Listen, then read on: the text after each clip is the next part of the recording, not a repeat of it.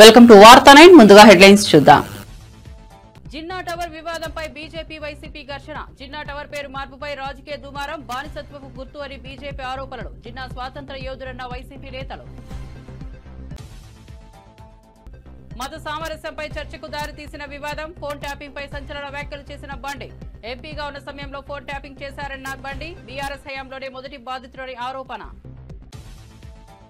వివేక కేసులో CBI విచారణపై YS Sunitha fire. వివేక హత్యపై పూర్తి CBI విచారణ జరగలేదనే ఆరోపణ, పోలీసులపై అధికార దుర్వినియోగం చేశారన్న విమర్శ. న్యాయపరంగా ఆగడాలు తప్పవన్న వైఎస్ సునీత. వాసవి అమ్మవారికి 25 లక్షల నోట్లతో అలంకారం. పాలింగిలో కనకదుర్గ అమ్మవారు ధనలక్ష్మిగా దర్శనం. ఆలయాల్లో నోట్ల అలంకారంతో భక్తుల హర్షం. శ్రావణ శుక్రవారం పూజలు ఘనంగా నిర్వహణ. ఇక వార్త వివరాల్లోకి వెళ్తే, గుంటూరులోని జిన్నా టవర్ పేరు మార్చాలన్న బీజేపీ డిమాండ్ రాజకీయ దుమారాన్ని రేపుతోంది. బానిసత్వ గుర్తుగా దీన్ని విమర్శించిన బీజేపీకి వైసీపీ మైనార్టీ నేతలు వ్యతిరేకంగా స్పందించారు. జిన్నా స్వాతంత్ర సమరయోధుడని వాదించారు. చరిత్ర తెలుసుకోవాలని సూచించారు. ఈ వివాదం మత సామరస్యంపై చర్చకు దారితీసింది. నేను ముందుగా చెప్పదలుచుకున్నా, జిన్నా టవర్ని ఏర్పాటు చేసినటువంటి మొహమ్మద్ అలీ గారు జిన్నా గారు ఈ దేశ స్వాతంత్రం కోసం వారి యొక్క ఎన్నో పోరాటాలు చేసి ఈ స్వాతంత్రం కోసం పోరాటాలు చేసినటువంటి వారు అనేక మంది జైళ్ల పాలైతే వారిని జైళ్ల నుంచి తీసుకొచ్చి అనేక మందికి కొంతమందికి తప్పుడు కేసుల్లో కూడా ఉరిశిక్షలు పడితే ఆ ఉరిశిక్షలు కూడా రద్దు చేసి వారు ఎప్పుడు స్వాతంత్ర పోరాటంలో ముందస్తుగా ఉండి స్వాతంత్రం కోసం పోరాడి వారు దేశ విభజనలు అయిన తర్వాత వారు పాకిస్తాన్కి వెళ్ళటం జరిగింది. వారు ఈ దేశానికి ఎన్నో సేవలు చేశారు. వారి స్వాతంత్రం కోసం పోరాటం చేశారని చెప్పని స్ఫూర్తితో అనేక మంది ఆ రోజు వారితో పాటు పాల్గొన్నటువంటి స్వాతంత్ర సమరయోధులు వావిలాల గోపాలకృష్ణ గారు లాంటి వారు, ఎన్జీ రంగా లాంటి వారు. ఎంపీగా ఉన్న సమయంలో తన ఫోన్ ట్యాప్ చేశారంటూ బండి సంజయ్ తీవ్ర ఆరోపణలు చేశారు. బీఆర్ఎస్ హయాంలోనే ఫోన్ ట్యాపింగ్ కు మొదటి బాధితుడని, సిట్ విచారణపై విశ్వాసం లేదని తెలిపారు. దీనిపై సిబిఐ దర్యాప్తు జరపాలని డిమాండ్ చేశారు. ప్రభుత్వమే సిట్ ను మనిపులేట్ చేస్తోందని ఆరోపించారు. ప్రతి క్షణం, ప్రతి సెకండ్, ప్రతిసారి కూడా ప్రతి విషయంలో కూడా నా ఫోన్ ట్యాప్ చేయడము నిజంగా ఇలా చూపించిన అధికారులు చూపించకనే షాకు గురైన అనేక విషయాలు వారు చూపడ్డాకనే షాకు గురైన.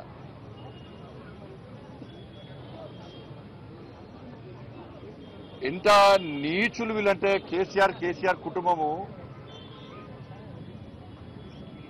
మావోయిస్టులకు సంబంధించి ఫోన్లను ట్యాప్ చేయాలి. ఆ లిస్టులో మా పేర్లు పెట్టారు. మావోయిస్టు లిస్టులో మా పేర్లు పెట్టి మా ఫోన్ ట్యాప్ చేశారు. నాదే కాదు, అప్పుడు పిసిసి అధ్యక్షుడు ఉన్నటువంటి ఇప్పటి ముఖ్యమంత్రి రేవంత్ రెడ్డి గారి పేరు ఉంది అలా. కేసీఆర్ అల్లుడు హరీష్ రావు పేరు కూడా ఉంది అలా. వాళ్ళ ఫోన్ కూడా ట్యాప్ చేశారు. మొట్టమొదటిసారి అసలు ఫస్ట్ బాధితున్నా నేను దీనిలో నేను మొట్టమొదటిసారి ఫోన్ ట్యాపింగ్ వ్యవహారంలో ఫస్ట్ టైం స్టేట్మెంట్ ఇచ్చింది కూడా నేనే. నేను గతం నుంచి చెప్తున్నా, ఇది మూర్ఖత్వ ప్రభుత్వము. వీళ్ళకు వావి వరుసలు ఏంలో వీళ్ళకు. ఇవాళ మంచి పండుగ, ఇవాళ రేపు ప్రధానమైన పండుగ. బంధాలు అనుబంధాలకు సంబంధించినటువంటి ఇవాళ పండుగలు. ఇవాళ అమ్మవారి పండుగ అంటే వరలక్ష్మి శుక్రవారము, రేపు రాఖీ పండుగ. ఇవాళ ఇన్ని పండుగలైనా కూడా ఇవాళ వేలాది మంది ఇవాళ భారతీయ జనతా పార్టీ కార్యకర్తలు పండుగలు వదిలిపెట్టి తరలి వచ్చారు ఇవాళ. కానీ అప్పుడు కేసీఆర్ ప్రభుత్వంలో వావి వరుస లేవు. వాళ్ళకు తల్లి లేదు, నా తండ్రి లేడు, నా అక్క లేదు, నా చెల్లి లేదు. వాళ్ళకు నా కుటుంబ సభ్యుల ఫోన్ ట్యాప్ చేసారు. నా ఫోను, నా కుటుంబ సభ్యులది, మా సిబ్బందిది, లాస్ట్కు మా ఇంట్లో పనిచేసే వర్కర్లు కూడా. మాది పక్క పెట్టు, సొంత కేసీఆర్ బిడ్డ కూడా ఫోన్ ట్యాప్ చేశారు. కేసీఆర్ అల్లుని కూడా చేశారు. వీళ్ళని ఏమనాలో తెలంగాణ సమాజం ఆలోచించాలి. అధికారులు నా దగ్గర సమాచారం, నేను నిన్న కానీ మొన్న కానీ చాలా మంది మాజీ అధికారులతో మాట్లాడినా, నా దగ్గర ఉన్నటువంటి ఆధారాలు కానీ నాకున్న సమాచారాన్ని కానీ పూర్తిగా వాళ్ళకు రిపోర్ట్ ఇవ్వడం జరిగింది. వాళ్ళు చెప్తున్న విషయాలు వింటుంటే ఎంత ఆశ్చర్యం అనిపించిందంటే ఇంత ఘోరమైనటువంటి పరిస్థితి ఇది వాళ్ళు చెప్పే విషయాలు వింటుంటే. బీజేపీ నేత ఏరెడ్డి మహేశ్వర్ రెడ్డి మరోసారి సంచలన వ్యాఖ్యలు చేశారు. డిసెంబర్లోపే రేవంత్ సీఎం పదవిని కోల్పోతారని, కొత్త సీఎం బాధ్యతలు స్వీకరిస్తారని ప్రకటించారు. ఆదిలాబాద్ జిల్లా బుద్ధంలో జరిగిన సమావేశంలో మాట్లాడారు. ఈ వ్యాఖ్యలతో తెలంగాణ రాజకీయాల్లో ఉత్కంఠ పెరిగింది. నువ్వు ఎన్ని రకాలుగా రాహుల్ గాంధీ భజన చేసినా ఖచ్చితంగా నిన్ను గతంలో చెప్పినా ఈ రోజు కూడా చెప్తా ఉన్నాను, డిసెంబర్ లోపల ఎన్నికలు అయిపోయిన తర్వాత నీ పదవి గండం ఉన్నదని గతంలో చెప్పినా మళ్ళీ చెప్తా ఉన్నాను. ఈ స్థానిక ఎన్నికల తర్వాత డిసెంబర్ లోపల రేవంత్ రెడ్డి ముఖ్యమంత్రిగా దిగిపోవడం ఖాయం. కొత్త ముఖ్యమంత్రి రాబోతా ఉన్నాడు తెలంగాణ రాష్ట్రానికి నేను మరొకసారి తెలియజేస్తా ఉన్నాను. వైఎస్ సునీత తీవ్ర వ్యాఖ్యలు చేశారు. కర్నూలులో పోలీసులు అధికారాన్ని దుర్వినియోగం చేశారని విమర్శించారు. తగినట్లు దర్యాప్తు జరిగితే న్యాయం తప్పదు అని అన్నారు. పోలీసులను తమ చేతిలో మలుచుకున్నారని చెప్పారు. సిబిఐ విచారణ పూర్తిగా జరగలేదని ఆరోపించారు. హైకోర్టు జడ్జి గారు ఇక్కడ ఏదో జరుగుతుంది అని గ్రహించి ఈ కేసును సిబిఐకి ట్రాన్స్ఫర్ చేశారు. సిబిఐ వాళ్ళు వచ్చి పనిచేస్తే ఒకసారి సిబిఐ వాళ్ళ సామాన్ కూడా ఆ జైల్లో గెస్ట్ హౌస్ నుంచి పడేశారు. అప్పుడు పోలీసులు మీ తొత్తుగా పనిచేస్తారా? తర్వాత సిబిఐ వాళ్ళ మీదే కేసులు పెడతారు. అప్పుడు పోలీసులు మీ తొత్తుగా పనిచేస్తారా? లేకపోతే మీరు పోలీసులు బెదిరించారా? నాకు తెలియదు. The heights of all of this, దీంట్లో అన్నిటికంటే మించింది కర్నూలులో జరిగిన ఇన్సిడెంట్. అది మీరు అందరూ చూశారు. సిబిఐ వాళ్ళు అరెస్ట్ చేయడానికి పోతే ఆ హాస్పిటల్ను లిటరలీ మూయించేశారు. ఆ వీధిలో ఉన్న హాస్పిటల్స్కి ఎవరు పోకుండా మొత్తం వీధినంతా ఆక్రమించేశారు. పోలీసులు కాపలా కాస్తున్నారు ఎవరిని అక్కడికి పోనీకుండా. ఎట్లా మీరు ఇవన్నీ చేయించారు? వీటికి అన్నిటికీ జవాబు మీరు చెప్పిందే. మీరు చేసిన పనులే ఇప్పుడు మీరు చేస్తున్నారు అనుకుంటున్నారు. పోలీసులు వాళ్ళ పని వాళ్ళు చేయనిస్తే చేస్తారు అని నేను మొదటి రోజు నుంచి చెప్తున్నాను, ఈ రోజు కూడా చెప్తున్నాను. పోలీసులు వాళ్ళ పని వాళ్ళని చేయనివ్వండి. Do not influence police. ఇంకా యాప్ గురించి మాట్లాడతారు. అసలు అర్థముందా ఆ మాటలకి? No point actually talking about lot of those things. కార్యకర్తలతో కలిసి బండి సంజయ్ దిల్కుషా గెస్ట్ హౌస్ కు ర్యాలీగా వెళ్లారు. విచారణ కోసం జూబ్లీ హిల్స్ పిఎస్ కి బదులు అక్కడే అధికారులు విచారణ చేపట్టారు. ప్రోటోకాల్ కారణంగా అధికారులు గెస్ట్ హౌస్ ను ఎంచుకున్నట్లుగా తెలుస్తోంది. ఆయన వ్యాఖ్యలతో రాజకీయ వాతావరణం మరింత వేడెక్కింది.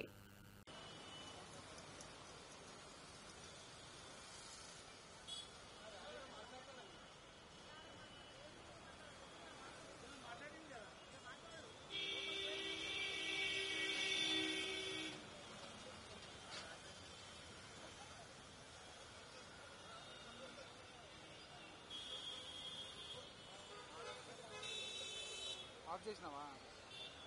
అయినా నేను జనరల్ వేసినాలే.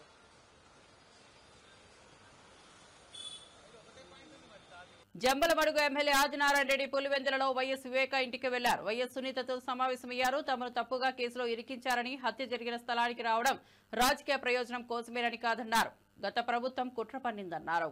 నన్ను తుదముట్టించేదానికి మొన్న 5 ఏళ్ల పాటు అన్ని ప్రయత్నాలు చేశారు. నా మీద కేసులు పెట్టారు. నన్ను చంపడానికి అన్ని ప్రయత్నాలు చేశారు. రాజకీయ ప్రాధాన్యత మా మీద పెట్టిన ఆమె ఇప్పుడు గమనించింది మేము చేయలేదనే తప్పును. ఆమె చెప్పి దానికి వాళ్ళ అమ్మను కూడా కనపడాలని. మేము చేయలేదు తప్పు, ఈ ప్రదేశాన్ని చూడాలా, మేము ఇక్కడే ఉన్నాం, ఒకసారి చూసిపోతే మేము తప్పుడు చేయలేదు, వాళ్ళు తప్పు చేసినారని వాళ్ళ బాధను మేము పంచుకోవాలని వచ్చినాం. మా బాధను కూడా వాళ్ళు పంచుకున్నారు కూడా. నేను బాధితులే, వాళ్ళు బాధితులం కాబట్టి ఆ బాధతో ఒకసారి కనపడి వాళ్ళనే ఇక్కడికి వచ్చినది. ఆమె ఎన్నికల ప్రచారం ఇక్కడ స్థానిక వాసి, ఆమె రావాలనుకుంటే రావచ్చు. మేముగా ఆమెను మా ఎన్నికల ప్రచారానికి రమ్మని అడగడానికి రాలేదు. అది ఆమె ఇష్టం. డెమోక్రసీలో ఆమె ఇష్టం. బీఆర్ఎస్ నేత గువ్వల బాలరాజుపై ఓ కార్యకర్త బాధ వెలుగుచ్చారు. 2007 నుంచి పార్టీలో ఉన్నారని, దయచేసి వెళ్లొద్దని వేడుకున్నారని తెలిపారు. పార్టీకి నిబద్ధత ఉన్న కార్యకర్తల్ని పక్కన పెట్టి బీజేపీ వైపు వెళ్తున్నారని విమర్శించారు. ఇదేనా నాయకత్వం అని నిలదీశారు. ఒక కార్యకర్త అయితే నిన్నగాక మొన్న ఒక మీటింగ్ కొడితే కార్యకర్త 2 చేతులు జోడించి, సార్ 2007 సంవత్సరం నుంచి మీతోనే తిరుగుతున్నాను, దయచేసి పోకండి సార్, బీఆర్ఎస్ పార్టీ గెలవబోతున్నది, మీరెందుకు పోతున్నారు సార్ అంటే ఆయన గుండె కరగలేదు. ఇవాళ ఎక్కడ పోయిండండి ఆయన? బీజేపీ అధ్యక్షుడు రామచంద్రరావు దగ్గరికి పోయిండు. ఇదేనా ఒక బీఆర్ఎస్ నాయకుడు చేయాల్సిన పని? ఒక ఎంపీగా పోటీ చేసిండ్రు, మీరు 2 సార్లు ఎమ్మెల్యే అయినరు, చీఫ్ విప్గా మీకు విప్గా అవకాశం ఇచ్చారు పెద్దలు కేసీఆర్ గారు. అదే విధంగా మీకు నాగర్ కర్నూలు జిల్లా అధ్యక్షులుగా చేసిండ్రు. ఇంతమంది గొప్ప మనసున్న కార్యకర్తలు, పార్టీని ప్రాణానికన్నా ఎక్కువగా ప్రేమించే కార్యకర్తలు, నాయకులు ఇంతమంది ఉండగా వైఎస్ఆర్సీపీ మహిళా విభాగ అధ్యక్షురాలు వరదు కళ్యాణి ఘాటు వ్యాఖ్యలు చేశారు. ఉచిత బస్సులపై ప్రజలను మోసం చేస్తున్నారని ఆరోపించారు. తిరుపతికి వెళ్లాలంటే 14 బస్సులు మారాల్సిన పరిస్థితి ఉందన్నారు. 2.5 కోట్ల మహిళలు నమ్మించి మోసం చేస్తున్నారని మండిపడ్డారు. సో వీళ్ళు ఏం చెప్పుకున్నారు యాడ్స్ లో? తిరుపతి, కాణిపాకం, శ్రీకాళహస్తి, విజయవాడ, అన్నవరం, సింహాచలం, ఈ మొక్కులన్నీ కూడా కూటమి ప్రభుత్వంలో అభ్యర్థులకి, కూటమి వాళ్ళకి ఓట్లు వేస్తే ఆ ప్రభుత్వం జూన్ 4వ తేదీన వచ్చాక మొక్కులన్నీ ఫ్రీగా తీర్చేసుకోవచ్చు అనేసి. ఇప్పుడు వీళ్ళు పెట్టిన షరతుల్లో తీసుకుంటే తిరుపతికి no free, Srikalahasti no free, Srisailam no free bus, Vijayawada no free bus, Mantralayam no free bus. తిరుపతికి ఒక మహిళ ఫ్రీ బస్సులో వెళ్ళాలి అంటే ఒక 14 బస్సులు మారాలి. అంత దారుణంగా కండిషన్స్ వీళ్ళు పెట్టిన పరిస్థితి మనందరం చూసాం. ఇది మోసం దగా కాదా అని నేను అడుగుతూ ఉన్నాను. ఇంత దారుణంగా మహిళల్ని, ఈ రాష్ట్రంలో మిమ్మల్ని నమ్మి ఓట్లేసిన మహిళల్ని, 2.5 కోట్ల మంది మహిళలు ఉన్నారు, వాళ్ళని ఈ విధంగా మోసం చేయడం సమంజసమేనా చంద్రబాబు నాయుడు గారు, పవన్ కళ్యాణ్ గారు, కూటమిలో ఉన్న మంత్రులు అని నేను అడుగుతూ ఉన్నాను. ఇన్ని యాడ్స్ ఇచ్చారు, ఇలా ప్రచార సభల్లో చెప్పారు, ఈ మాటలు నమ్మి మహిళలందరూ ఓట్లేశారు, ఇప్పుడు ఈ విధంగా కండిషన్స్ పెట్టారు. మహిళలు ఏ విధంగా ఫ్రీ బస్ ద్వారా వాళ్ళ మొక్కులు తీర్చుకుంటారు అని మేము అడుగుతూ ఉన్నాము. అలాగే తీసుకుంటే ఈ ఫ్రీ బస్ అయ్యే ఖర్చు నెలకి 300 కోట్లు, అంటే ఏడాదికి 3000 కోట్లు. ఈరోజు చంద్రబాబు నాయుడు గారు, పవన్ కళ్యాణ్ గారు, లోకేష్ గారు స్పెషల్ ఫ్లైట్స్ లో తిరుగుతున్నారు. దానికి ఎంత ఖర్చు అవుతుంది? మరి ఆ ఖర్చును వీళ్ళు తగ్గించుకుంటే ఆ డబ్బులతో ఫ్రీ బస్సు ఇవ్వచ్చు కదా. ఈ రాష్ట్రంలో ఉన్న అన్ని బస్సులకి, అన్ని రకాల బస్సుల్లో కూడా మహిళలు ఫ్రీగా ప్రయాణం చేసే అవకాశం మీరు ఇవ్వచ్చు కదా. మరి ఆ మహిళలు ఓట్లేస్తేనా మీరు పదవిలోకి వచ్చి ఈ సౌకర్యాలన్నీ ఈ రోజు అనుభవిస్తూ ఉన్నారు కదా. కాబట్టి మీ ఖర్చులు, మీ ప్రయాణ ఖర్చులు తగ్గించుకుంటే, ఈ స్పెషల్ ఫ్లైట్ల ఖర్చులు తగ్గించుకుంటే మహిళలకు ఫ్రీగా ఈరోజు ఆ బస్సులు, అన్ని బస్సుల్లో తిరిగే సౌకర్యం కల్పిస్తారు కదా అని మిమ్మల్ని నేను అడుగుతూ ఉన్నాను. టోటల్ గా 11,500 బస్సులు ఈ రాష్ట్రంలో తిరుగుతూ ఉన్నాయి. వాటన్నిటిలో కూడా, అన్ని రకాల బస్సుల్లో కూడా మహిళలకి ఉచితంగా బస్సు ప్రయాణం ఇచ్చి తీరాలి. మీరు ఎటువంటి షరతులు లేకుండా ఆ రోజు మేనిఫెస్టోలో పెట్టారు. ఇప్పుడు షరతులతో పెట్టడం ఎంతవరకు సమంజసం? దీన్ని మేము అంగీకరించట్లేదు. ఖచ్చితంగా మహిళలకి అన్ని బస్సుల్లో ఫ్రీ బస్ సౌకర్యం వచ్చేంత వరకు మేము మహిళల తరపున పోరాటం చేస్తామని తెలియజేస్తూ ఉన్నాను. వైఎస్ఆర్సీపీ ఎమ్మెల్సీ భూమి ఇజ్రాయెల్ కూటమి పాలన తప్పులను ప్రశ్నిస్తూనే ఉంటానన్నారు. ఈ గన్నవరం ఎమ్మెల్యే గిడ్డి సత్యనారాయణ తనను బెదిరిస్తున్నారని ఆరోపించారు. ఉడత ఊపులు తనను వెనక్కు తగ్గించవని రోజు ప్రశ్నలు వేస్తూనే ఉంటానన్నారు. మా పక్క నియోజకవర్గమైనటువంటి దళిత ఎమ్మెల్యే గౌరవ గిడ్డి సత్యనారాయణ గారు నాకు ఫోన్ చేయడం జరిగింది. నేను సాటి దళితుడు అనే అభిమానంతో ఫోన్ చేయడం జరిగింది. దాని మీద అతను నన్ను బ్లాక్మెయిల్ చేస్తూ, బెదిరిస్తూ, మరి ఏంటి మాట్లాడుతున్నావు, పవన్ కళ్యాణ్ గారు నేను స్థాయి నీదా అని చెప్పేసి ఊహం జారీ చేస్తున్నాడు. నేను గిడ్డి సత్యనారాయణ గారికి ఒకటే చెప్తున్నా, ఈ రాష్ట్రంలో వైఎస్ఆర్ కాంగ్రెస్ పార్టీ ప్రతిపక్షంగా ఉంది. ప్రతిపక్షంలో ఉన్నటువంటి శాసనమండలి సభ్యుడిగా మీకు చెప్తున్నాను, ఈ రాష్ట్రంలో కూటమి ప్రభుత్వం చేస్తున్న ప్రతి తప్పుదాన్ని మేము ఎత్తి చూపించే బాధ్యత మాది. విమర్శని సద్విమర్శగా తీసుకునే లక్షణం మీ దగ్గర లేనప్పుడు మీ ఉడతూపులకి నేనేం భయపడను. మీరు ఏం చేసుకుంటారో చేసుకోండి, నాకేం భయం లేదు. కానీ ప్రతిరోజు ఈ కూటమి ప్రభుత్వం చేస్తున్నటువంటి దోపిడీలకు గాని, ఈ కూటమి ప్రభుత్వం చేస్తున్నటువంటి అరాచకాల మీద గాని, ఈ కూటమి చేస్తున్నటువంటి దౌర్జన్యాలు దాష్టికాల మీద ప్రతిరోజు నేను మాట్లాడతాను. ఎందుకంటే నా బాధ్యత అది. ఒక సహసర దళిత శాసనసభ్యుడిగా మీకు గౌరవించి మాట్లాడితే మీరు నన్ను బ్లాక్ మెయిల్ చేస్తూ వీడియో తీసి మీరు ప్రసార మాధ్యమాల్లో పెట్టి స్వర్గానందం పొందుతున్నారు. ఇది కరెక్ట్ కాదు. నేను ప్రతిపక్ష నాయకుడిగా, ప్రతిపక్షంలో ఉన్నటువంటి శాసన మండలి సభ్యుడిగా ప్రతిరోజు ఈ కూటమి యొక్క వైఫల్యాన్ని ఎండగడితేనే ఉంటానని చెప్పి సందర్భంగా మనవి చేసుకుంటూ, మరి మీ నాయకుడికి నేను సూచన చేశా. ఈ రాష్ట్రంలో పార్టీ పెట్టారు, మీరు పార్టీ పెట్టి ముఖ్యమంత్రి అవ్వండి అని చెప్పాను. నేను తప్పేంటి అందులో? మీరు ముఖ్యమంత్రి అవ్వండి, మేము స్వాగతిస్తామని చెప్తుంటే మీరు దాన్ని గుమ్మడికాయల దొంగ భుజాలు తట్టుకున్నట్టుగా మీరు రెచ్చిపోయి మమ్మల్ని వార్నింగ్లు ఇవ్వాల్సిన అవసరం లేదు. మీ వార్నింగ్లకి మేము భయపడము. మీరు ఉన్నంతకాలం కూడా నేను శాసనమండలి సభ్యుడిగా ఉంటాను. నేను ప్రతిరోజు దీన్ని ప్రశ్నిస్తూనే ఉంటాను. చంద్రబాబు నాయుడు గాని, లోకేష్ గారిని గాని, పవన్ కళ్యాణ్ గాని నేను ప్రతిరోజు ప్రశ్నిస్తుంటాను. నా ప్రశ్నలకు మీకు సమాధానం చెప్పే దమ్ము ఉంటే కనుక మీరు సమాజంలో ప్రజాస్వామ్యతంగా రండి తప్ప దాడులు చేసే విధంగా వస్తే గనక ఎవడు బెదిరిపోడు, మీ ఉడతూపులకి ఎవడు కూడా భయపడ్డని చెప్పేసి అందరిగా మనం చేస్తున్నాం.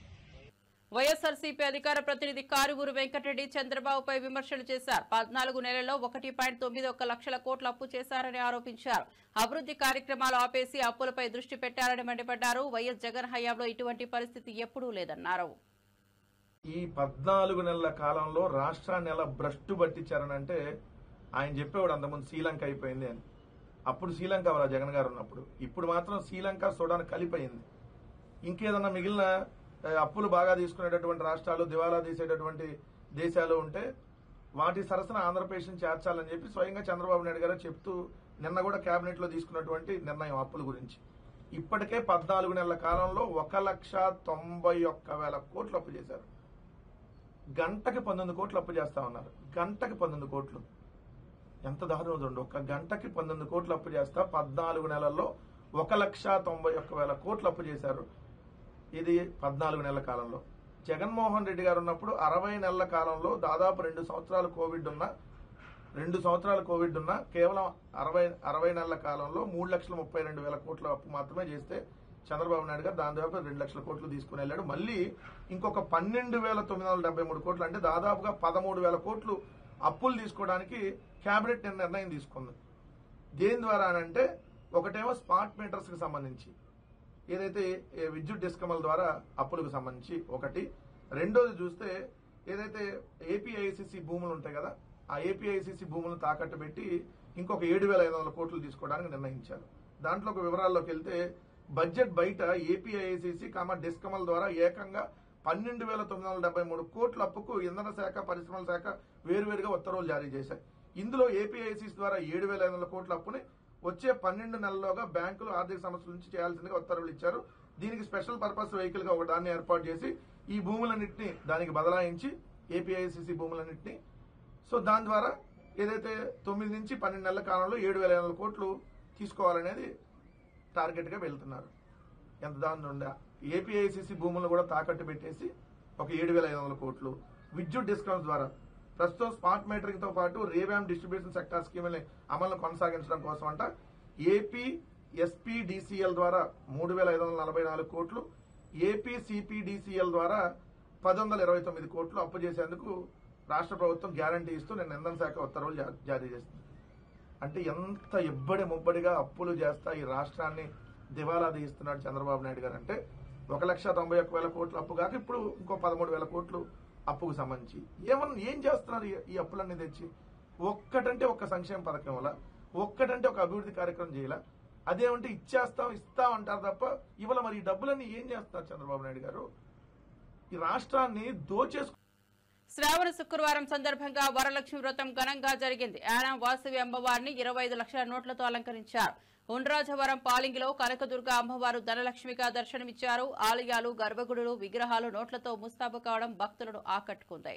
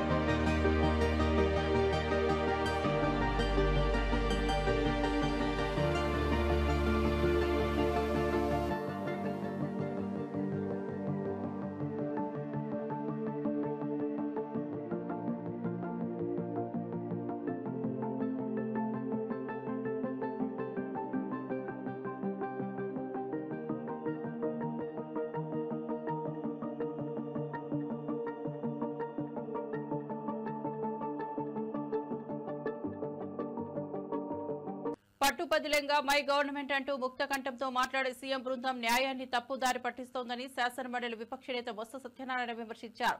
చట్టాన్ని కొందరు చేతుల్లోకి తీసుకుంటున్నారని గవర్నర్ కు వివరించామన్నారు. ఎన్నికలు నిష్పక్షపాతంగా జరిగేలా చర్యలు తీసుకోవాలని కోరినట్లు వెల్లడించారు. చట్టాన్ని ఏ రకంగా చేతుల్లో తీసుకుని చట్ట వ్యతిరేకంగా ఏ రకంగా ప్రవర్తిస్తుందో ఈ ప్రభుత్వం, ఈ దుష్ట ప్రవర్తన ఏ రకంగా చేస్తున్నారో ఆలోచించమని చెప్పని వారిని కోరడం జరిగింది. వారు స్పందించారు. దీని మీద ఇంకోటి కూడా చెప్పాము. నేను రోజున ఎలక్షన్ కమిషన్ కూడా కలిసాము. వారికి కూడా రిప్రజెంటేషన్ మా పెద్దందరూ ఇచ్చారు. చట్ట ప్రకారం ఎన్నికలు న్యాయబద్ధంగా జరగాలి, ఫెయిర్ ఎలక్షన్ జరగాలని చెప్పని మనం కోరడం కూడా జరిగింది. ఆ విషయాన్ని కూడా వారి దృష్టికి తీసుకొచ్చాం. మీరు కూడా ఇంటర్వ్యూని అయ్యి ఆ ఎలక్షన్తో పాటు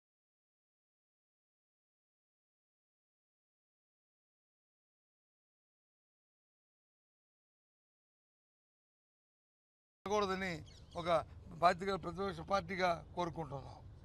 నందిగాంలో డాక్టర్ వైఎస్ రాజశేఖర రెడ్డి విగ్రహాన్ని తొలగించిన ఘటనపై తెల్లవారుజామున నిరసనలు చెలరేగాయి. ఈ విషయంపై తీవ్ర ఆగ్రహం వ్యక్తం చేస్తూ జిల్లా కాంగ్రెస్ అధ్యక్షుడు దేవినేని అవినాష్ ఆధ్వర్యంలో భారీ నిరసన ర్యాలీ నిర్వహించారు. మాజీ ఎమ్మెల్యేలు మొండితోక జగన్మోహన్ రావు, ఇతర నాయకులు ఈ కార్యక్రమంలో పాల్గొన్నారు. విగ్రహాన్ని తొలగించడం అనైతికమని, ఇది వైఎస్ఆర్ను అవమానించే చర్యగా అభివర్ణించారు.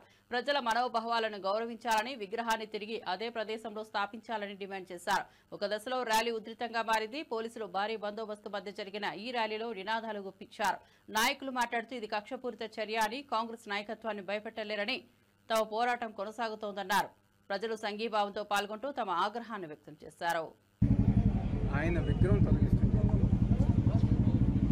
ఇదే విషయంపై 10 రోజుల క్రితం మా సమన్వయకర్త జగన్మోహన్ రావు గారు కోర్టు దృష్టికి తీసుకెళ్తే మేము ఆ విగ్రహం తొలగించమని చెప్పిన అధికారులు దొంగల్లాగా చట్టానికి వ్యతిరేకంగా నిన్న రాత్రి ఆయన విగ్రహం తొలగించారు. గతంలో ఎప్పుడు కూడా, ఎందుకంటే 5 సంవత్సరాలు వైఎస్ఆర్ కాంగ్రెస్ పార్టీ, మా నాయకుడు జగన్మోహన్ రెడ్డి గారు, స్థానికంగా శాసనసభ్యులుగా ఉన్న మా నాయకుడు జగన్మోహన్ రావు గారు ఇందాక అన్ని విషయాలు చెప్పారు. చేసిన అభివృద్ధి కార్యక్రమాలు, ఈ నియోజకవర్గంలో చేసిన అభివృద్ధి కార్యక్రమాల గురించి చెప్పారు. మేము ఆ విధంగా పోటీ పడ్డాం. తెలుగుదేశం లేదు, ఇతర పార్టీలు లేవు. ఏ పార్టీ అయినా ఆ ప్రాంతంలో, ఆ గ్రామంలో అభివృద్ధి కార్యక్రమాలు చేశారు. నందిగాంకు ఒక కొత్త రూపు గత 5 సంవత్సరాలు మా శాసనసభ్యులు జగన్మోహన్ రావు గారు వైఎస్ఆర్ కాంగ్రెస్ పార్టీ ఆధ్వర్యంలో తీసుకొచ్చారు. ఈరోజు ఏంటి పరిస్థితి? సంవత్సరం కాలం అయింది. నందిగాం నియోజకవర్గంలో వైఎస్ఆర్ కాంగ్రెస్ పార్టీ నాయకుల మీద, కార్యకర్తల మీద తప్పుడు కేసులు, దాడులు, వ్యాపారస్తుల మీద తప్పుడు కేసులు, డబ్బులు వసూలు చేసుకోవడం, ఇసుక దంద, క్వారీలు దంద, లిక్కర్ దంద, ప్రతి ఒక్కటి గారా ఈరోజు వాటాల కోసం ఎంపీ ఎమ్మెల్యే కొట్టుకునే పరిస్థితి ఈరోజు ఈ నియోజకవర్గంలో ఉంది. అంటే మేమేదో చెప్పట్లా, ఓపెన్ సీక్రెట్ ఇది. ఇసుక దగ్గర, లిక్కర్ దగ్గర పార్లమెంట్ సభ్యుడు కానివ్వండి, ఈ నియోజకవర్గ ఎమ్మెల్యేకి కానివ్వండి, వాటాల విషయంలో తేడా వచ్చిందని చెప్పని ప్రతి ఒక్కరి గారు మాట్లాడుతున్నారు. ఇంకో పక్క మీరు ఏదైతే హామీలు ఇచ్చారో సూపర్ 6 హామీలు అవి నెరవేరుస్తున్నాం. కాబట్టి ప్రజానికం దృష్టి ఏదో ఒక రకంగా మళ్లించాలని చెప్పిన ఒక ఉద్దేశంతో ఇలాంటి చిల్లర రాజకీయాలు ఈరోజు కూటమి ప్రభుత్వం ఆధ్వర్యంలో జరుగుతాయి. రాజశేఖర రెడ్డి గారి బొమ్మ తీసేస్తే, రాజశేఖర రెడ్డి గారి పేరు తీసేస్తే, రోడ్డేస్తే జగన్మోహన్ రెడ్డి గారి పేరు పగలగొడితే, జగన్మోహన్ రెడ్డి గారి పేరు తీసేస్తే, ఆయన బొమ్మ పగలగొడితే ఏమవుతుంది? ప్రజల గుండెల్లో రాజశేఖర రెడ్డి గారు ఉన్నారు, జగన్మోహన్ రెడ్డి గారు. టీపీసీసీ కార్యనిర్వాహక అధ్యక్షుడు జగ్గారెడ్డి బీఆర్ఎస్ నేతలపై మంటపెట్టే వ్యాఖ్యలు చేశారు. ముఖ్యమంత్రి కేసీఆర్ కుటుంబ భూ కబ్జాలో ఎక్స్పర్ట్లా మారిందన్నారు. కాంగ్రెస్ ప్రభుత్వంపై విమర్శలు చేసే బీఆర్ఎస్ నేతలు తమ స్వప్రక్షాళన చేసుకోవాలన్నారు. మీ దగ్గర అన్ని లోపాలు పెట్టుకుని కాంగ్రెస్ ను ఎందుకు విమర్శిస్తున్నారని నిలదీశారు. అధికారంలోకి వచ్చాక కాంగ్రెస్ ప్రభుత్వం ప్రజలకు ఎంతో మేలు చేసే పథకాలను తీసుకొచ్చిందని గుర్తు చేశారు. ప్రజలు ఇచ్చిన అఖండ మెజార్టీకి తగిన విధంగా రాష్ట్రాన్ని అభివృద్ధి పథంలో నడిపిస్తున్నామని తెలిపారు. బీఆర్ఎస్ పార్టీ ఓటమిని జీర్ణించుకోలేక విమర్శలతో కాలక్షేపం చేస్తోందన్నారు. దోపిడీ రాజకీయాలకు ప్రజలు ఓటుతో గుణపాఠం చెప్పారు. ఇకపై కూడా ప్రజల అవినీతి నేతలను ఎప్పటికీ తిరస్కరిస్తారన్నారు. ఎంటైర్ ఫ్యామిలీ బామర్దులు, అల్లుళ్ళు, కూతుళ్ళు,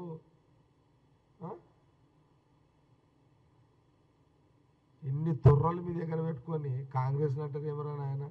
ఏముంది కాంగ్రెస్ చేయడానికి కూడా ఏముచ్చినని చేస్తారు. నేను చాలాసార్లు చెప్పిన ముఖ్యమంత్రి కాళ్ళు చేతులు కొట్టుకుంటే ఎంత ఖరాబ్ అయిపోతున్నది. ఏది రైతులకు పైసలు వేసిండు 22,000 కోట్లు, మొన్న 9,000 వేసిండు. మళ్ళా ఉచిత బస్సు ప్రయాణానికి డబ్బులు కట్టిస్తున్నాడు గవర్నమెంట్కి.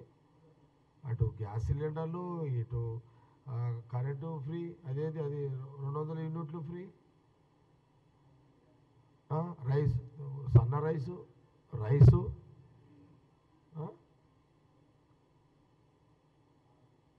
రేషన్ కార్డు, ఆరోగ్యశ్రీ,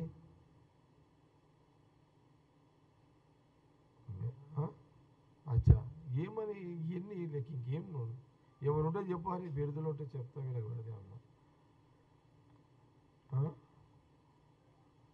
కోళ్ళు గొర్రెలు మీరే తిన్నారు,